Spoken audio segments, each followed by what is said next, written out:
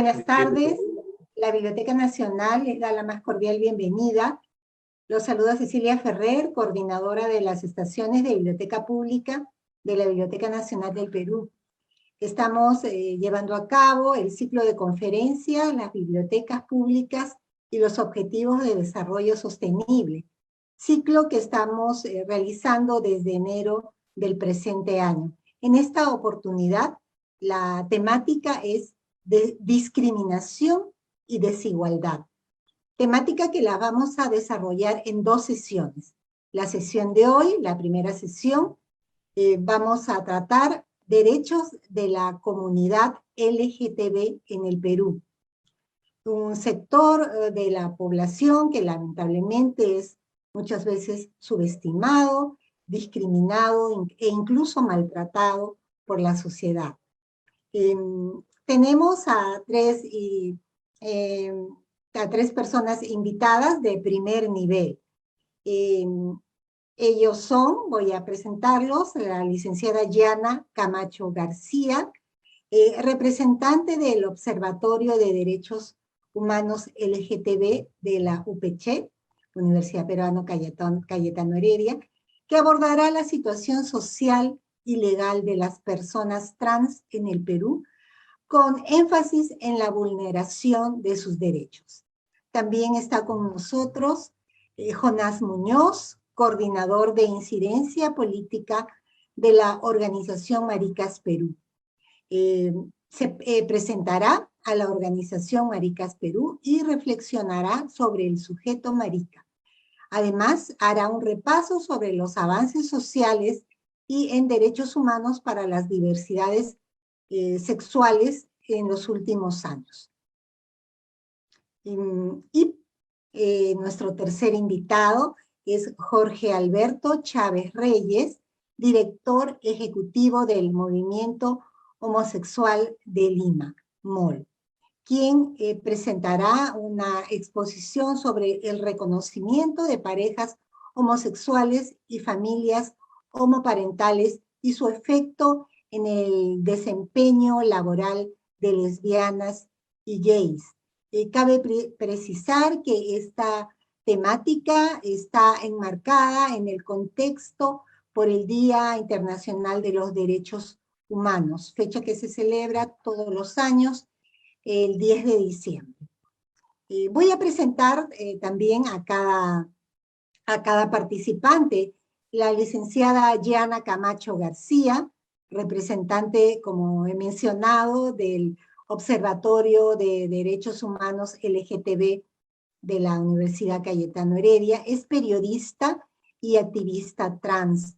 Realiza una labor de incidencia política con el objetivo de lograr el respeto de los derechos humanos de las personas trans.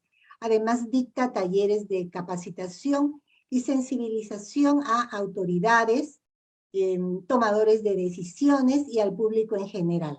Como periodista, Yana realiza un destacado trabajo al visibilizar la realidad de los hombres y mujeres trans en el Perú, lo que le ha llevado a ser un referente para los medios de comunicación y su comunidad. Por su parte, Jonás Muñoz es coordinador de incidencia política de la organización Maricas Perú. Él es activista por los derechos humanos y diversidad sexual, con experiencia en organizaciones sociales, incidencia en políticas públicas y gestión cultural. Jorge Alberto Chávez Reyes, nuestro siguiente invitado, es director ejecutivo del Movimiento Homosexual de Lima, MOL. Estudió Derecho en la Pontificia Universidad Católica del Perú, es bachiller en Periodismo por la Universidad Jaime Bauzate y Mesa, cuenta con un diplomado en Periodismo Público en la Universidad Antonio Ruiz de Montoya, y es activista en el MOL desde el año 1999. Ha ocupado diversos cargos en el Consejo Directivo y actualmente es director ejecutivo. Entonces, empezamos con la licenciada Yana Camacho del Observatorio de Derechos Humanos LGTB de la Universidad Peruana Cayetano Heredia. Situación social y legal de las personas trans en el Perú, con énfasis en la vulneración de sus derechos. Yana, bienvenida y adelante con tu exposición. Gracias. Me van a disculpar si es que se escucha un poquito de bulla, pero en verdad intenté llegar a mi casa en taxi, pero salir del centro de Lima me ha sido difícil. Así que para no fallar, me metí a un café y estoy aquí intentando cumplir con la cita. Y efectivamente, cuando hablamos de violencia hacia las personas trans, en mi caso no tengo que necesariamente citar estudios o estadísticas, porque desde que salgo de mi casa todos los días siempre estoy expuesta a violencia, ¿no? Hoy día mismo para venir acá, por supuesto, tengo que aguantar que los taxistas o las personas de la calle, sin conocerme, pues armen alboroto con mi paso y con mi simple presencia, ¿no? Entonces, es por eso que quiero dividir eh, estos minutos a los cuales voy a referir sobre nuestro tema. Por un lado, el tema legal, el tema de incidencia política, que algunas personas que somos activistas buscamos para que haya una igualdad entre todos, todas, todes en nuestro país, y en el caso de las personas trans, podamos ejercer nuestra ciudadanía plena, ¿no? Que no se vulnere ningún derecho, no se mancille ningún derecho. Eso es por un lado, la incidencia política, la parte legal, la parte de ordenanzas, antidiscriminación, la parte de leyes. Pero por otro lado está la parte de la visibilidad, que es esto que afecta ya a la ciudadanía y tiene que ver más con lo que piensan las personas de nuestra sociedad, ¿no? En este segundo punto entran a tallar los medios de comunicación, los temas que se tratan, las convivencias en el colegio, en el trabajo, en el hogar, en la familia, ¿no? Por eso, y esos son los dos puntos que voy a tocar. Voy a empezar con el primero de ellos, el marco legal, el marco de incidencia política. En el marco de incidencia política, aquí en nuestro país, pues el primer derecho que se nos vulnera es el derecho a la identidad, ¿no? Es decir, en el Perú, la identidad de género de las personas trans no es reconocida. No tenemos un documento nacional de identidad que nos represente como tal. Por ejemplo, Yana, para el Estado no existe, ¿no? Para el sistema legal, administrativo de nuestro país no existe. Y más allá de un reconocimiento de nuestro nombre y de nuestro género, es lo que significa no tener una identidad reconocida por el Estado. Al no contar con un documento nacional de identidad que nos represente, empieza la cadena de vulneraciones de los demás derechos. Porque para acceder a cada uno de ellos, hasta el momento, como está constituido el sistema, debemos pues empezar con una identificación, ¿no? Es por ello que, en primer lugar, el primer derecho que se nos vulnera es el derecho a la identidad.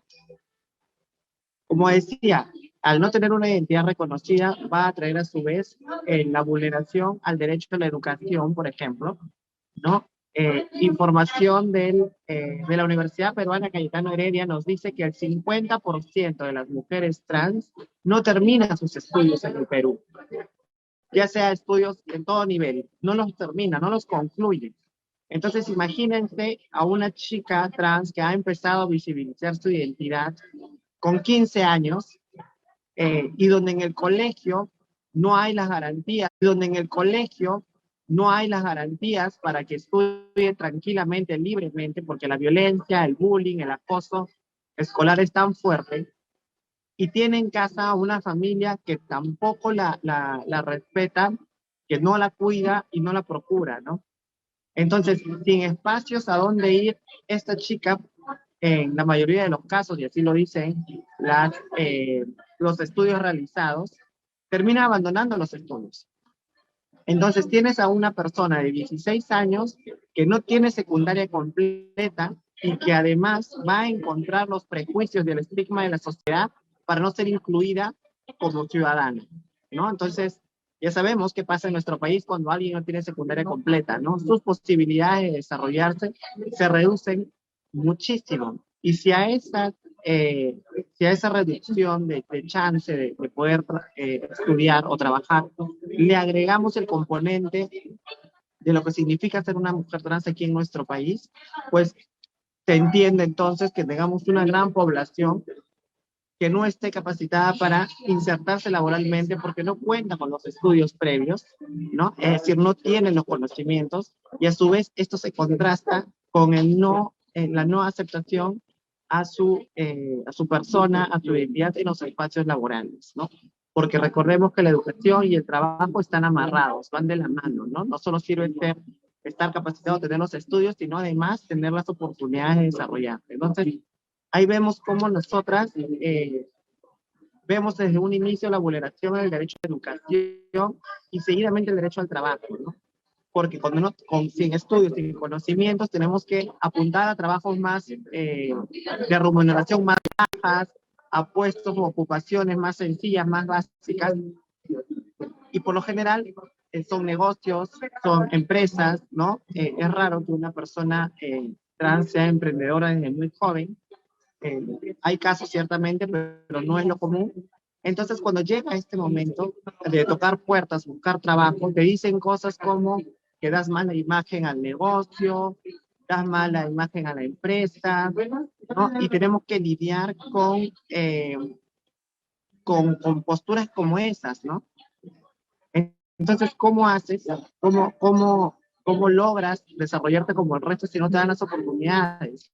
En algunos casos incluso les dicen que ahuyentamos a la clientela, que nuestra simple presencia da asco, ¿no? Y así lo han dicho, así lo manifiestan. Entonces, tienes a una persona recabando lo que acabo de decir, una persona de 16 años que no tiene secundaria completa, no tiene apoyo de su familia, no tiene los estudios suficientes para poder aspirar a un trabajo, y en los pocos trabajos que podría aspirar le dicen que no, perdón, creo que se cortó, porque su aspecto, su imagen, es un impedimento, ¿no? Entonces, ya vemos cómo se van apareciendo las vulneraciones, que empezamos con la vulneración al derecho a la identidad, le sigue el derecho a la educación, le sigue el derecho al trabajo, ¿no? Y si ampliamos más el espectro, vemos cómo son las dificultades y la atención, por ejemplo, de diferentes partes del servicio por parte del Estado, ¿no? Uno de ellos es el de la salud, y al no tener un personal que respete tu identidad, y nuevamente ahí vemos cómo se enlaza el DNI, ¿no? Te trata como quiere, te trata como aparece en tu DNI, y muchas veces eso es un maltrato, ¿no? Tener que aguantar, por ejemplo, que a mí me diga un médico señor, una enfermera me diga caballero, ¿no? Hace que yo a la larga no acceda al servicio de salud por esta violencia que tengo que aguantar. O sea, no solamente tengo que ir a curarme de algún mal físico que tenga, sino tengo que ir totalmente fuerte y fortalecida mentalmente para aguantar este tipo de inconvenientes, este tipo de violencia y discriminación cada vez que voy a algún centro de salud, por ejemplo. Y aquí nace la pregunta, ¿por qué si el resto puede hacer las cosas con normalidad, a nosotras se nos vulnera? Si no a nosotros se nos cobran los mismos impuestos que al resto, ¿no? Pero ahí vemos cómo en todo aspecto nosotras siempre salimos perdiendo. A nivel laboral, a nivel educativo, a nivel de salud, a nivel social, familiar. En todos los ámbitos, todos los ámbitos las personas trans terminamos perdiendo. O sea, nunca se inclina la balanza a nuestro favor cuando hablamos de derechos, ¿no? Eso es por un lado, y como lo dije, ¿qué se hace o qué intentamos? Porque mucha gente dice, dejen de victimizarse, siempre se quejan, siempre se victimizan, que no es el caso, porque victimizarse sería contarles la realidad y decir, bueno, yo estoy de brazos cruzados esperando que el gobierno haga algo, no hago nada, y esperando que todo me caiga del cielo, ¿no? Que no es el caso. Nosotros proponemos, por supuesto, los problemas y al costadito traemos también la solución. En el caso del reconocimiento de la identidad de género trans,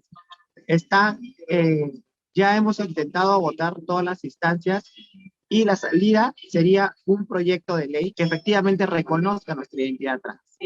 Este proyecto de ley hasta este año, antes de que se asuma el nuevo gobierno, estuvo de mano del proyecto de ley 790, ¿no? Que yo fui una de las personas que hizo incidencia política. Nos hemos reunido con congresistas, tanto de la Comisión de Mujer como de la Comisión de Constitución, para que en un eventual debate ellos voten a favor de nuestra identidad de género. Por supuesto, este camino ha sido largo, ha tenido que haber un tema religioso también, porque hay muchos congresistas que se oponían desde una mirada religiosa. Otros, los constitucionalistas, sí más bien nos avalaban, porque pues el Tribunal Constitucional ya se ha pronunciado, ya tiene una postura sobre el reconocimiento de personas trans, pero esa es la lucha que se viene haciendo, ¿no? Esa es la lucha que se viene haciendo a nivel legal en nuestro país. Y como les dije, había dos ámbitos en los cuales considero que nos desenvolvemos. Y el segundo, este es el ámbito legal. Y el segundo es el ámbito social. Yo soy consciente que mañana se puede aprobar un proyecto de ley en identidad de género, pero mientras que la señora que me vende esa chipapa me siga diciendo señor, o la que me vende el ceviche me siga diciendo caballero, de nada servirá que el proyecto de ley esté aprobado para implementarse. Esto quiere decir que se tiene que hacer un trabajo paralelo. Por un lado, la vía legal, el marco de igualdad de derechos, y por otro, la parte de la sensibilización, ¿no? Y la sensibilización es que las personas dejen sus prejuicios de lado para que nos traten como al resto. Y acá, en la construcción de los conceptos, entra a tallar, por ejemplo, los medios de comunicación, porque las ideas que tenemos son reflejo de los medios de comunicación.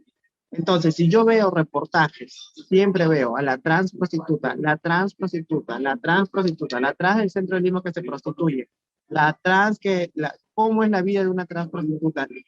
Si yo consumo eso, por supuesto que la vez que tenga una persona enfrente, voy a creer que también es una prostituta, ¿no? Entonces, ese es un rol de los medios de comunicación. Luego, en los colegios hay una educación con enfoque de género, para que los chicos, las chicas, las chiques no crezcan pensando que son aberraciones, fenómenos o bichos raros. En verdad, ¿cuántas lágrimas nos hubieran ahorrado, cuántas personas, si nos hubieran enseñado en el colegio que ser una persona LGTB es normal, que es parte de la diversidad del ser humano, que así como hay heterosexuales, también hay personas bisexuales, gays, lesbianas, y así como hay personas cisgénero, es decir, personas cual su identidad de género va acorde con sus genitales, hay personas transgénero, que no necesariamente nuestro sexo va acorde con nuestra identidad, ¿no? Entonces, si nos enseñaran en los colegios por un enfoque de género, estos temas se tratarían y hablaríamos de diversidad del ser humano y no solo ciertos moldes que tenemos que replicar, ¿no? Entonces, es por eso que es muy importante hacer trabajo por ambos lados, por la vía legal, que ya lo venimos haciendo algunas personas, pero para quienes no hacen este trabajo o esta incidencia política, ayudarían bastante hablando del tema, poniendo el tema sobre la mesa, conversando en tu casa, conversando en la familia. Si no tienen que conversar un día, oye, ¿sabías que las personas trans, hay personas trans que trabajan, hay personas trans universitarias, que no todas son prostitutas? Sí, que hay una trans que es voleibolista, que hay una trans que es abogada, que hay una trans que es enfermera, ¿no? Para que de esta manera se normalice y se vea que nosotros, nosotras, nosotres somos como los demás, ¿no? Y es aquí lo importante, porque estas personas prejuiciosas, que no son autoridades, ojo, no son congresistas que tienen que apoyar ley, no, son ciudadanos de a pie, como se dice o se suele decir, cuando se tope con una persona trans, que no tengan prejuicios y que le den un trabajo, o si vende algo, que le colaboren. Algo que pasó en esta pandemia fue muy triste, es que ustedes saben que se puso de moda esto de reinventarse. Todo el mundo hablaba de que hay que reinventarse, hay que reinventarnos, hay que ver la manera de salir adelante. Si te botaron de tu trabajo, consíguete tu trabajo, o emprende, haz algo, vende algo, cocina algo. Bueno, en el caso de algunas compañeras, creyeron también ese discurso. Y, por ejemplo, se pusieron a vender mazamorra, se pusieron a vender ceviche, ¿no? Solo para quedarse con la fuente del ceviche entera o sin vender ni una mazamorra, porque se dieron cuenta que las personas no quieren comer nada preparado por las manos de una mujer trans, porque ahí entra a tallar el prejuicio, que son cochinas, que son prostitutas, que se habrán acostado con todos los hombres antes de venir a cocinar. Todos esos prejuicios aparecen en situaciones cotidianas como comprar una mazamorra, como darle el trabajo a una persona trans, ¿no? Es por eso que ambos caminos, ambos caminos se deben de dar y son los retos que tenemos como movimiento trans para tratar de hacer algo distinto, ¿no? Y algo que en lo que estamos muchos de nosotros es que estamos intentando cambiar las narrativas. Lamentablemente, hasta el día de hoy, la narrativa de que las mujeres trans o son putas o son brutas se sigue manteniendo. Seguimos siendo ignorantes para la gente, ¿no? Seguimos dedicándonos a la prostitución, invisibilizando otras vivencias de otras personas que no nos dedicamos a ello y que más bien queremos hacer una contranarrativa para cambiar estas ideas, estas narrativas ya impuestas y demostrar de que no, de que así como podemos, por supuesto que hay compañeras que se dedican a la prostitución, habemos otras que no y que estamos intentando cambiar.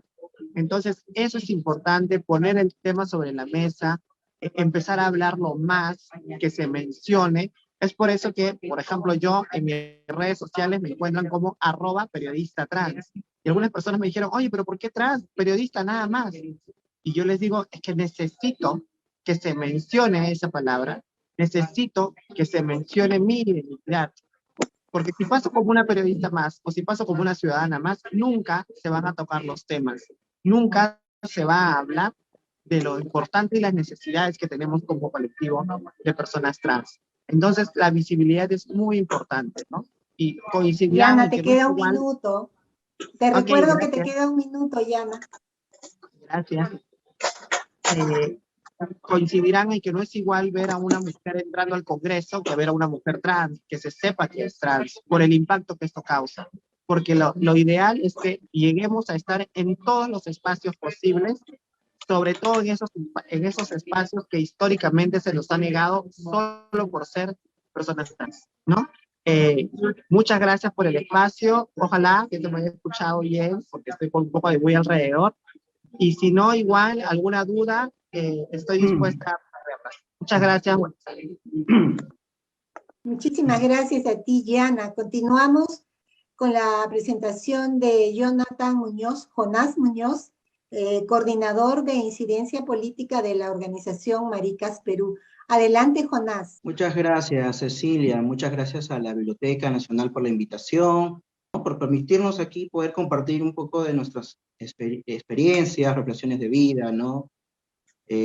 Asimismo, agradecer a aquellas personas que están ahí siguiendo la transmisión y sobre todo a los haters, ¿no? Me presento, soy Jonás, soy del Callao, soy parte de Maricas Perú, que es una organización que busca reivindicar las vivencias de las maricas en sus diversidades, ¿no? Y justamente es eso donde que quiero iniciar un poco reflexionando sobre el qué es ser marica o qué es ser maricón, ¿no? Esta palabra puede sonar muy disruptiva, ¿no? Y es que es así, ¿no? Siempre esta palabra ha sido, o la hemos escuchado, ¿no? En nuestros colegios, ¿no? En nuestros barrios, en las calles, en nuestros centros de trabajo, instituciones, en cualquier espacio público en el cual hemos estado, ¿no? Según la RAE nos define que el marica o maricón es aquel afeminado que se parece a las mujeres, ¿no? Y eso aquí se torna una serie de interrogantes también, ¿no? Que podemos como que, ¿qué es parecerse a las mujeres, ¿no? ¿Qué es ser hombre? ¿Qué es ser mujer? ¿No? ¿No? Siempre desde la sociedad, ¿no? En general siempre ha habido un tema de cumplir ciertos mandatos sociales, ¿no? Que en la cual hay una serie de estereotipos, ¿no? El que es ser una mujer, el que es ser un hombre de verdad, ¿no? ¿No? Siempre se está diciendo el hombre es el más fuerte, el masculino, el que levanta la voz, ¿no?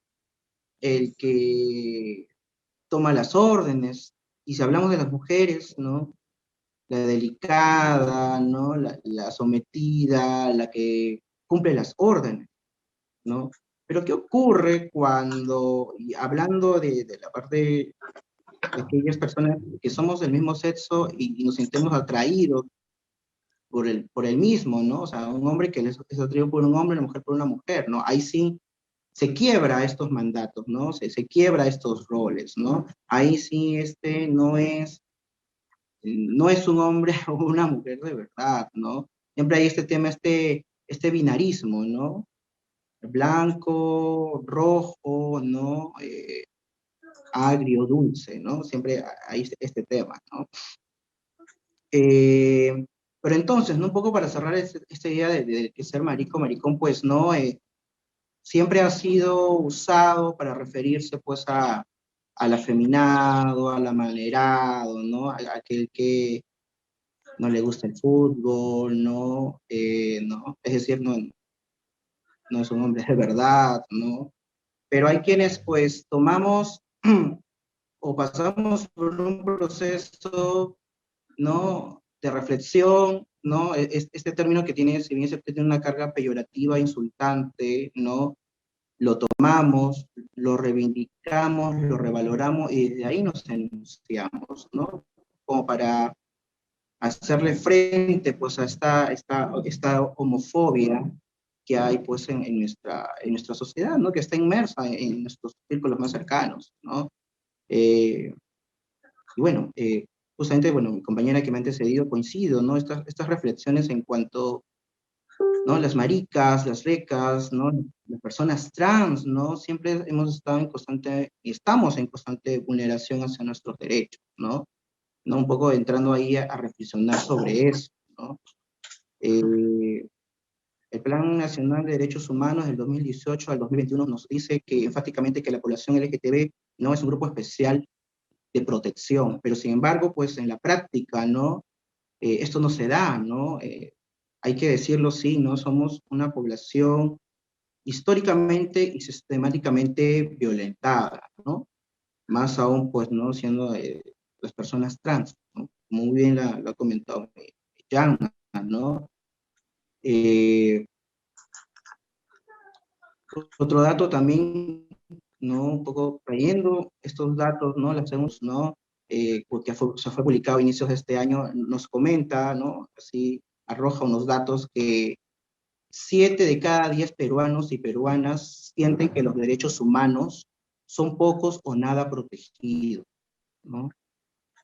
También nos dice que 1 de cada 3 peruanos ha sufrido discriminación en el último año, ¿no? Persiguen como más discriminadas son las personas LGTB y las personas que viven con VIH, ¿no? Son estos datos que nos dicen, ¿no? Y vemos, ¿no? Como bien se ha comentado, ¿no? Que hay una ausencia, ¿sí? De un marco normativo a favor de nuestra población, ¿no? Hay derechos fundamentales que se siguen vulnerando, ¿no? ¿No? Ya, el derecho al trabajo, el derecho a la salud, a la identidad, a la educación, etcétera, etcétera, ¿no?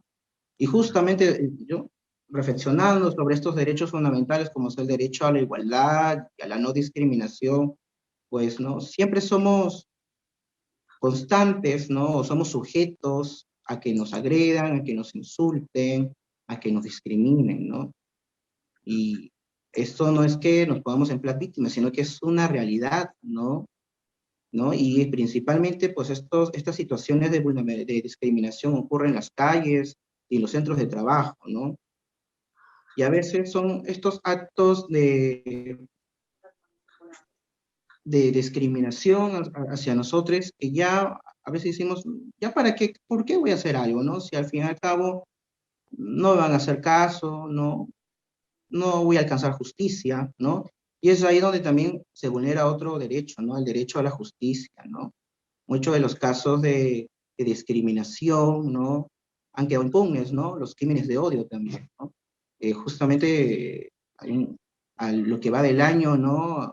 Hasta ahorita son 10 crímenes de odios que se vienen cometiendo, ¿no? Por ejemplo, en mi región son 2 crímenes de odio que se han llevado, ¿no? Hacia una compañera trans, un compañero gay, ¿no? Y estos son datos, pues, que son recogidos en los medios de comunicación, Pero hay, pues, muertes que ni siquiera llegan a los medios, ¿no? Probablemente sean más, ¿no? Y justamente, ¿no? Citando, pues, esta segunda encuesta, pues, ¿no? Nos dice también que la mayor discriminación hay hacia las personas trans, ¿no?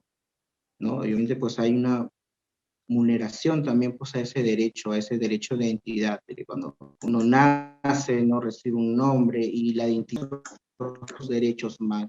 Pero ¿qué ocurre cuando aquellas personas que no tienen este derecho, se les niega este derecho, en este caso, en particular las personas trans, no, hay un pleno ejercicio de sus derechos, ¿no? No se puede ejercer la ciudadanía, ¿no? A plenitud, ¿no?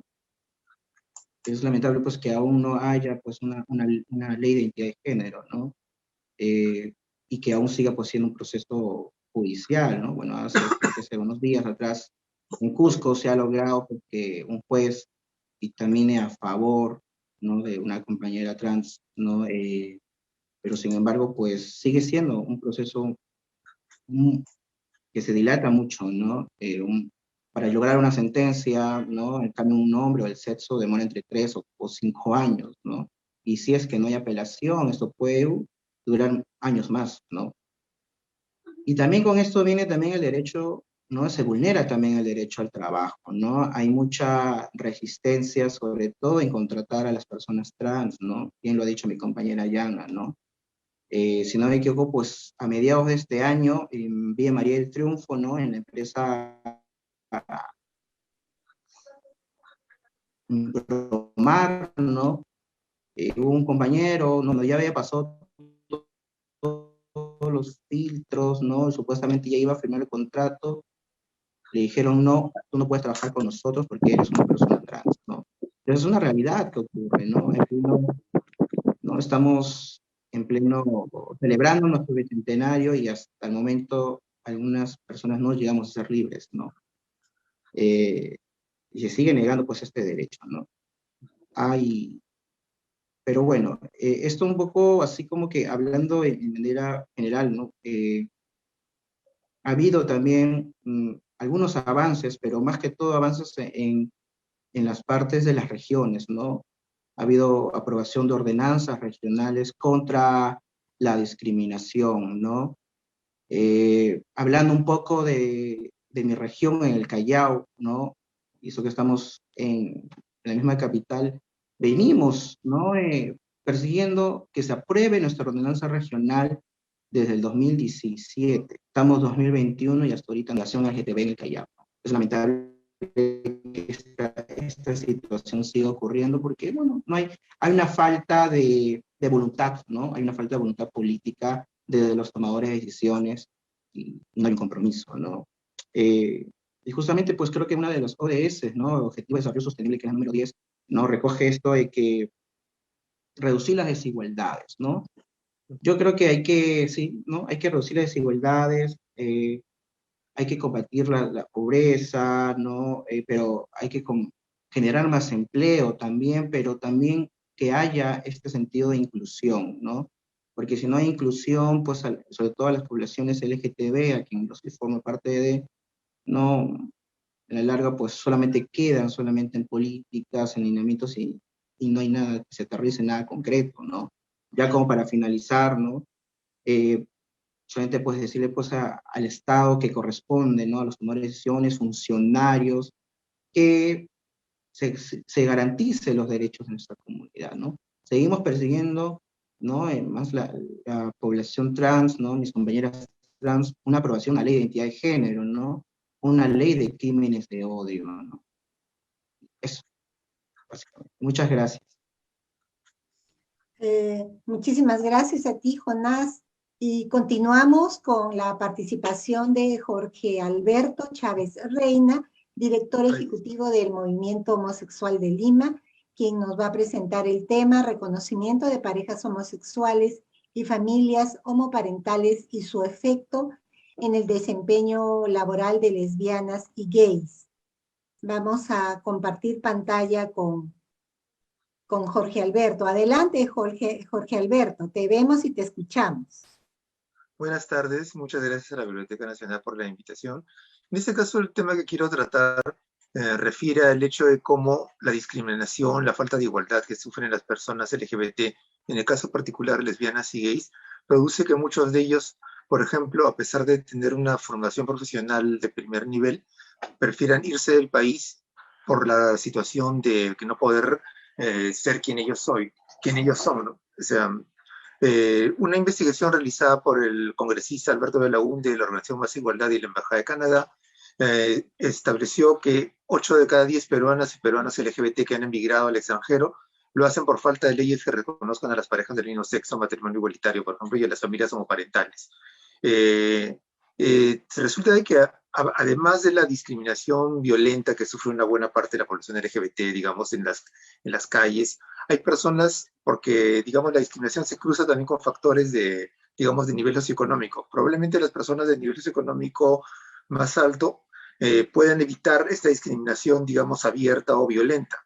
Sin embargo, la discriminación silenciosa, la discriminación en la que se tienen que vivir, digamos, también es importante y digamos, tiene efectos notables en situaciones, digamos, como este caso, como que se pierden, por ejemplo, importantes científicos, investigadores, personas profesionales que podrían ayudar a avanzar a nuestro país, que sin embargo se van porque el país no reconoce su derecho, por ejemplo, en este caso que nos estamos enterando, a realizar su vida con la persona que ellos eligen, o reconocen a su familia, ¿no?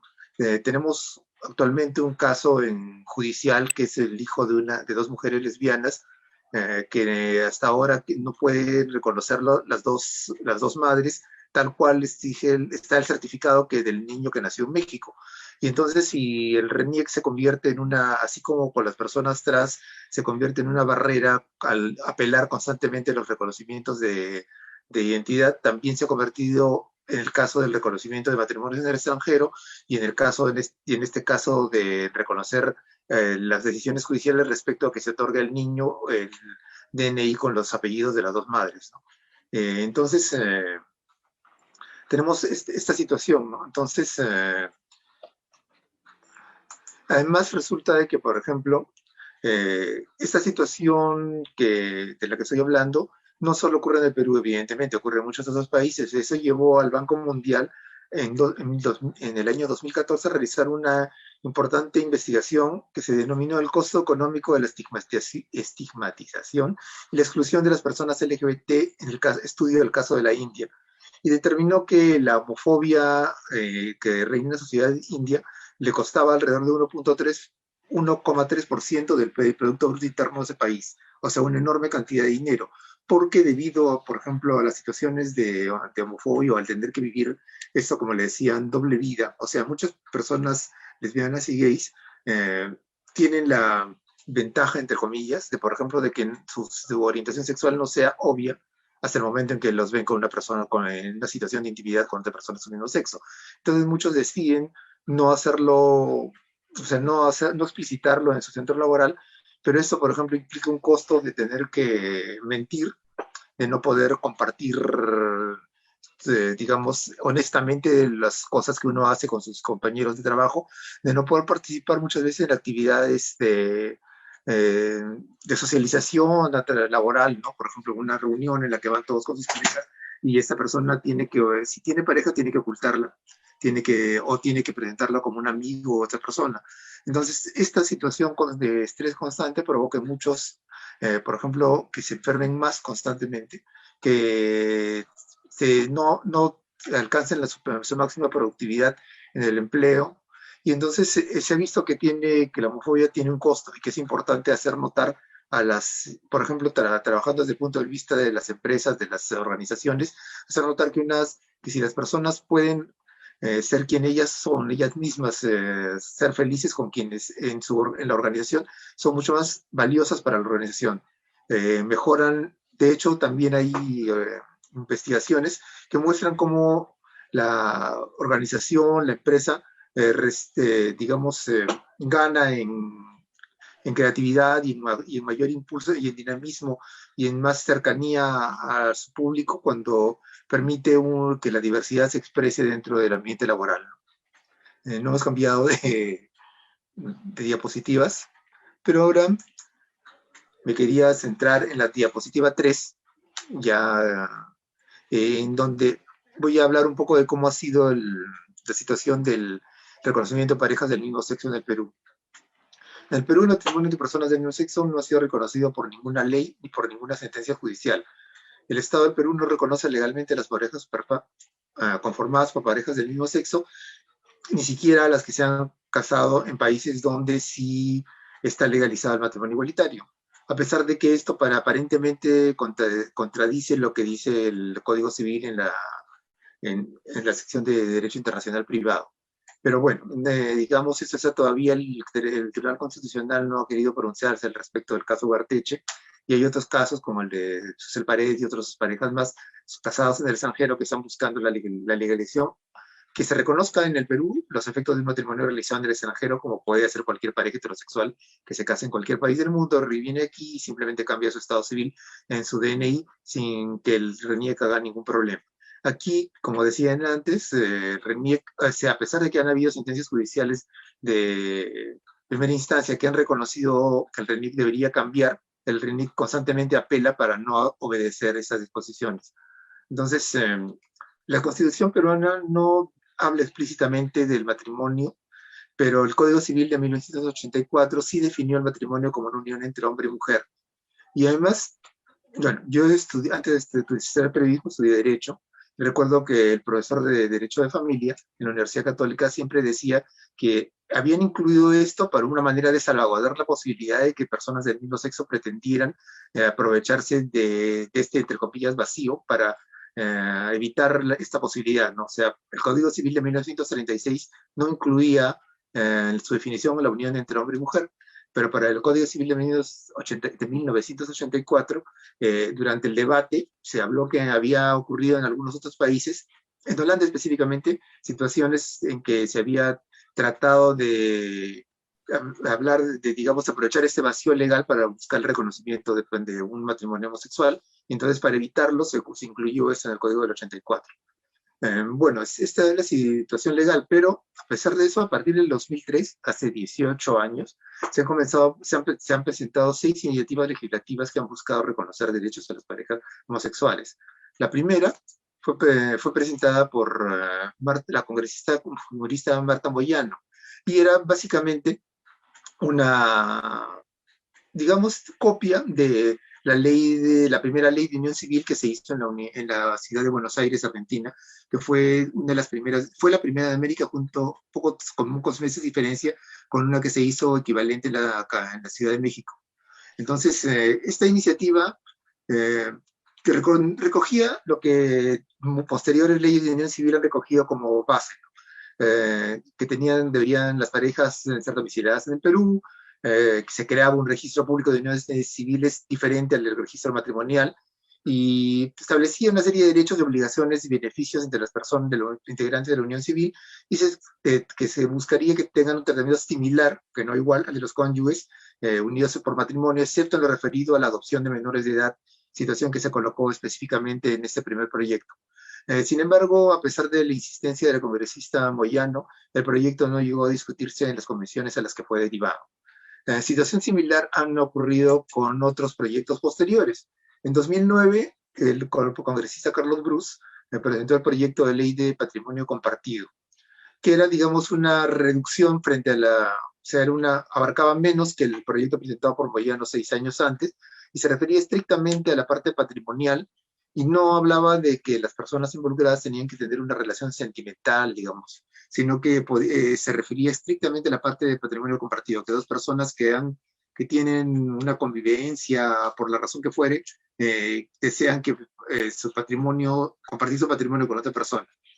El proyecto fue retirado después de que se le hicieron algunas otras mejoras, y más bien en 2010 el congresista priista José Vargas presentó un proyecto de ley de unión civil que tenía el inconveniente que repetía prácticamente la fórmula de la unión de hecho, que asimilaba a la unión de hecho que en realidad la Constitución sí define como entre hombre y mujer, por lo cual había un argumento decisivo para digamos, poder bloquear el proyecto de ley, que tampoco avanzó realmente, se quedó en el aire cuando terminó en 2011 ese periodo legislativo.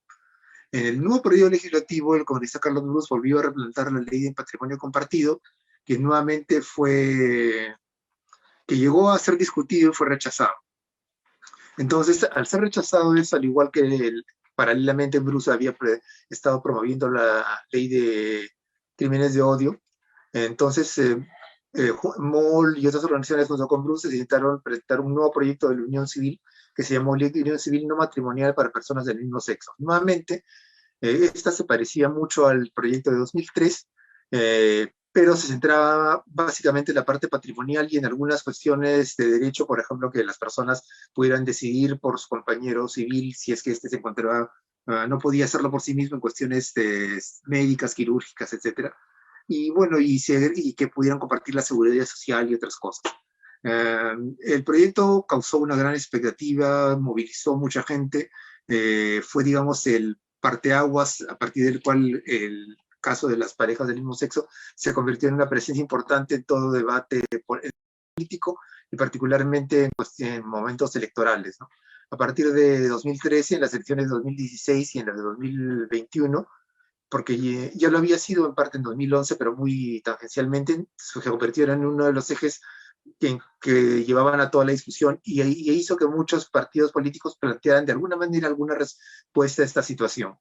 El proyecto de unión civil no matrimonial estuvo dando vueltas en el Congreso durante 2 años, finalmente fue rechazado por la Comisión de Constitución en 2015, lo cual con argumentos que los que huyeron del debate se dieron cuenta de que estaban basados principalmente en cuestiones de carácter religioso e incluso citaban como ejemplo a Adolfo Hitler, ¿no? Luego en el 2016, Carlos Brus y Alberto Belaúnde presentaron una nueva unión civil y en el 2017 el proyecto civil, 10 congresistas, entre ellos el mismo Brus, Alberto Belaúnde, Indira Wilca, Guido Lombardi, Edgar Ochoa, Tania Pariona, Manuel Dahmer, presentaron un proyecto multipartidario de patrimonio civil igualitario. Fue el primero que se presentó en el Perú, en el cual, igual que en el proyecto civil que en este año presentó Susel Paredes, lo único que se hace es modificar el artículo del Código Civil que establece que el matrimonio es entre hombre y mujer, se elimina eso y se convierte entre 2 personas. Digamos, ni la unión civil ni el matrimonio igualitario llegaron a ser discutidos en el Congreso, que fue vacado, luego se volvieron a presentar durante el corto periodo del otro Congreso, tampoco se discutieron, y finalmente hemos llegado al al proyecto de ley que presentó Susel Paredes y que vamos a ver cuál será su destino.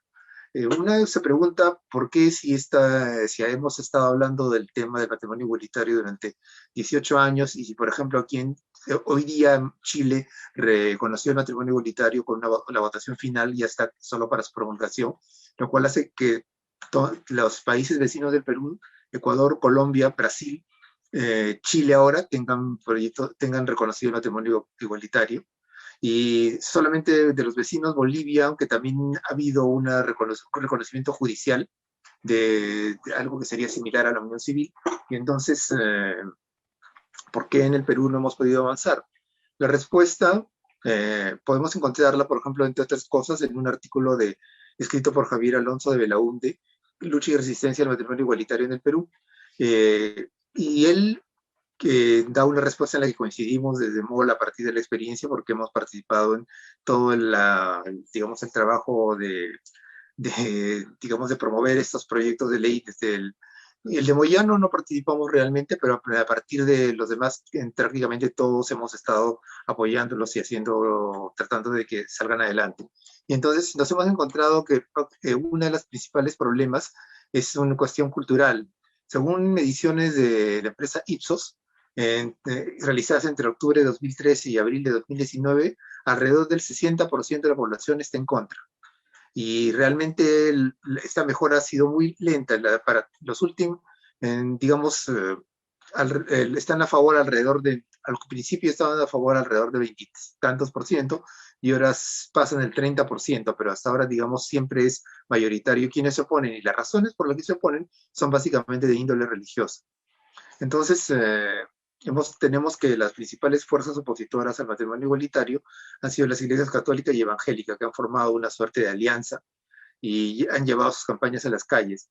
La movilización contra los avances LGBT pueden tener como fecha de inicio cuando la alcaldesa Villarán anunció que iba a haber una ordenanza municipal contra la discriminación, y fue una de las primeras movilizaciones de iglesias evangélicas en contra de esta ordenanza, que llevó luego incluso a que la alcaldesa pudiera ser revocada y todo este problema.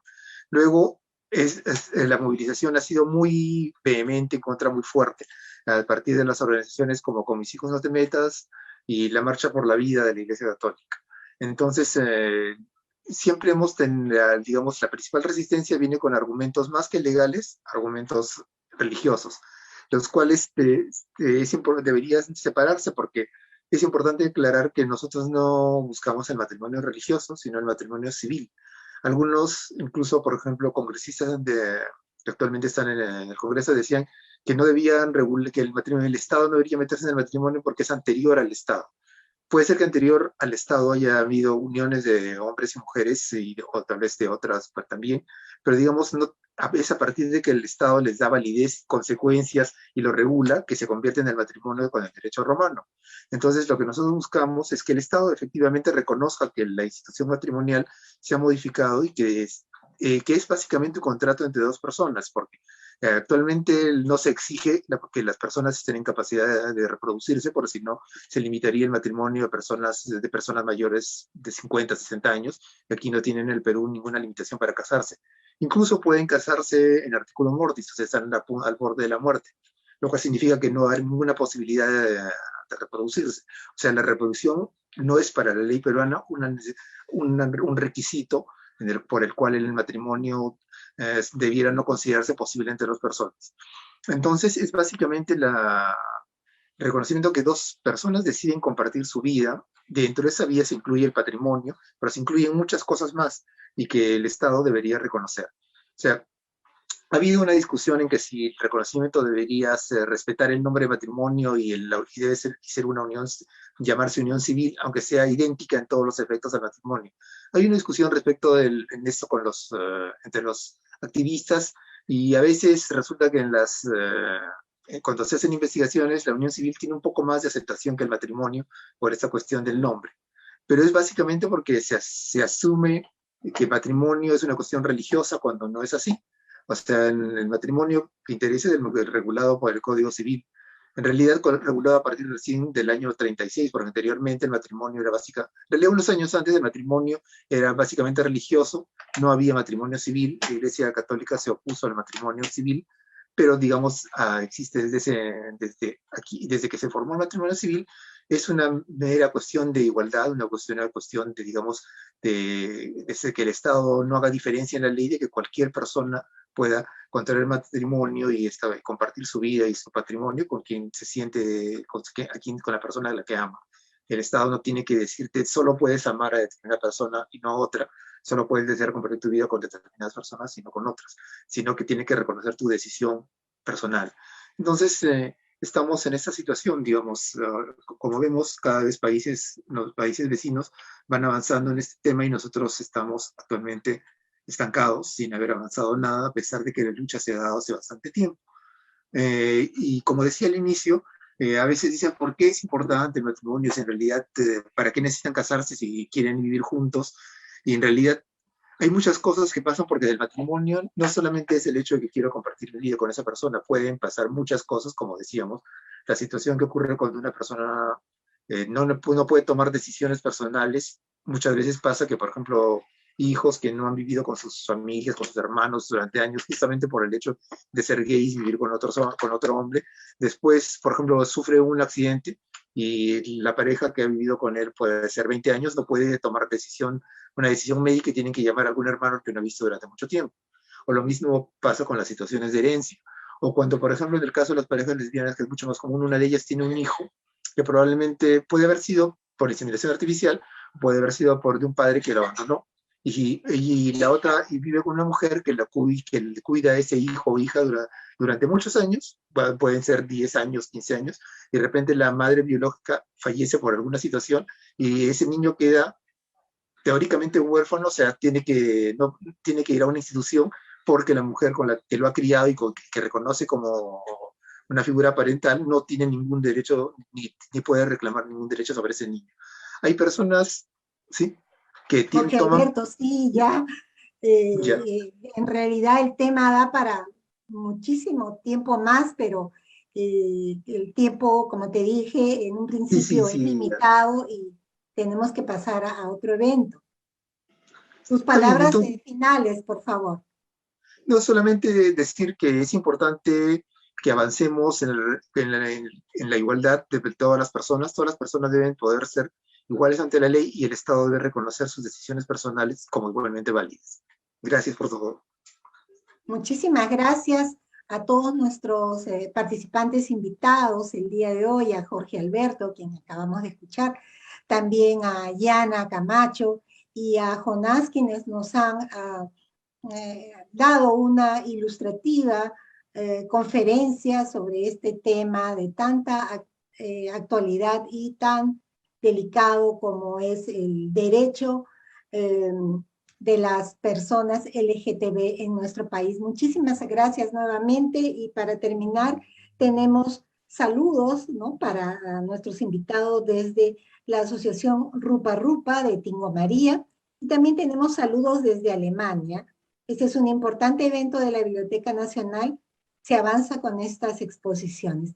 Muchas gracias al público que nos ha acompañado en esta tarde y los invitamos para la próxima conferencia que se realizará el próximo martes, en el que trataremos el problema del racismo en las instituciones públicas. Gracias nuevamente a Jorge Alberto, gracias a Yana, gracias a Jonás, realmente nos han dado muchas luces y nos han abierto los ojos sobre este tema tan delicado y de tanta actualidad. Gracias.